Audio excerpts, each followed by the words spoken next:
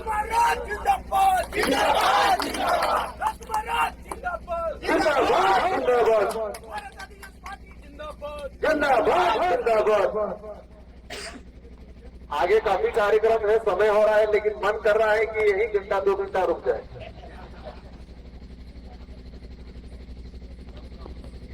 बिरसा मुंडा जी ने किस उद्देश्य से लड़ाई लड़ी? उस समय बिरसा मुंडा जी के साथ में जो लोग थे उनको हम योद्धा कहेंगे। आदमी को मजबूत विचार और उसका संघर्ष मजबूत बनाता। तो 25 साल की उम्र में, मतलब ये 16-17 साल की उम्र में उन्होंने लड़ाई लड़ना शुरू कर दिया होगा। इन्होंने कितना सोचा होगा, कितना अत्याचार देखा होगा उस समय।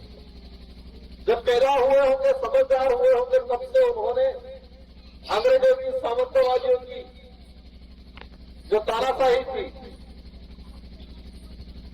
जो अत्याचार था, उन्होंने समझा होगा, उसको महसूस किया होगा, उन्होंने आसपास देखा होगा, उन्होंने इन जंगलों को समझा होगा, इस माटी को समझा होगा। और इसके बाद इनके अंदर एक भावना जागी कि मुझे मेरे देश के लिए, मेरी इस माटी के लिए, मेरी कौम के लिए लड़ना है। और किससे लड़ना है?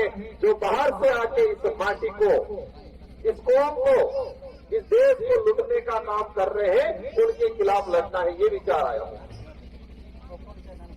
और ये विचार आने के बाद उन्होंने संघर्ष किया और लड़ाई लड़ी।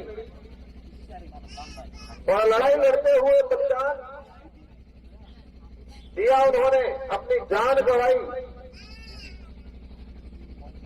और आज पूरे देश के अंदर, हर व्यक्ति के अंदर, छोटे बच्चे के अंदर बिरसा मुंडा जिंदा है। आज हर व्यक्ति ये चाहता है कि मैं बिरसा मुंडा जैसा था।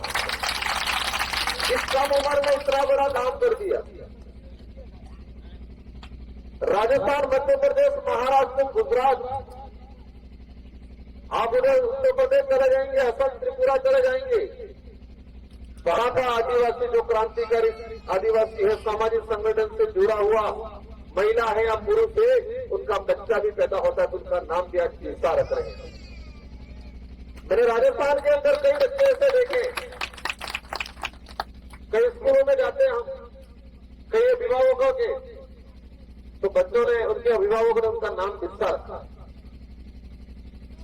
तो इस कम उम्र में उन्होंने अपना त्याग दिया, लेकिन आज भी वो जिंदा है।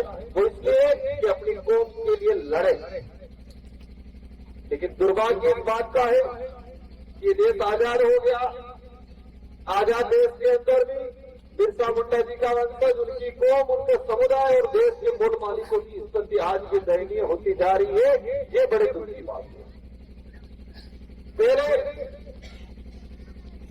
गुस्से और हथियार से मारा जाता था। आज की सरकारें आजाद भारत में प्यार से और नीति से मारने का काम कर रही है। क्या कर रही है? नीतियों से मारने का काम कर रही है। अंग्रेज लोग, राजा रजवाड़े लोग, मुगल लोग लट से, हथियार से अत्याचार करते थे हमसे। और आज की सरकारें प्यार से, कलम से अत्याचार कर रही है। किससे अत्याचार कर रही है? कलम से, कागजों में मारने का काम करती है। उस समय का तात्कालिक अत्याचार हमको दिखता था, हमको महसूस होता था।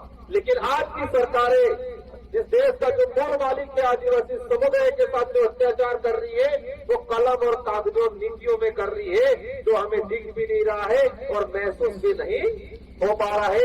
पता ही कई समय बाद चलता है। कई ऐसे कानून है, कई ऐसे हमारे संवैधानिक अधिकार थे, उन अधिकारों को खत्म करने का काम कर रहे हैं। मैं लेटेस्ट बात बता दूंगा उसी जगह पर।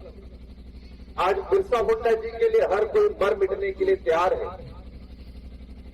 लेकिन केंद्र सरकार ने बिरसा मुंडा जी का जो इतिहास पढ़ाया जाता था, एनसीईआरटी की किताब में बिरसा मुंडा जी की जीवनी लिखी थी, बिरसा मुंडा जी का इतिहास लिखा था और उनके उद्देश्य उपदेश लिखे थे। वो किताब पूरे देश के अंदर सारे विद्यालयों में पढ़ाई जाती थी। 12वीं क्लास की सामाजिक विज्ञान और उस किताब में 2024 में बिरसा मुंडा जी का इतिहास आधा चैप्टर पूरा हटा दिया और बिरसा मुंडा जी का जो उपदेश था उस उपदेश को हटाने का काम किया। पता चला किसी को? क्या ये अत्याचार नहीं है? ये क्या हमारे अधिकारों हमारे इतिहास का हनन नहीं है?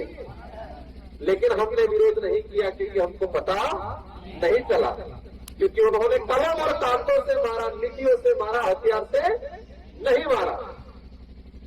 तो हमें जो अत्याचार हो रहा है, जो कलम और कागजों में और नीतियों से अत्याचार हो रहा है, उस अत्याचार को समझने की जरूरत है। सरकारी लाभ के लिए, लालच के लिए छोटी मोटी योजना देके हमारी बहन बेटी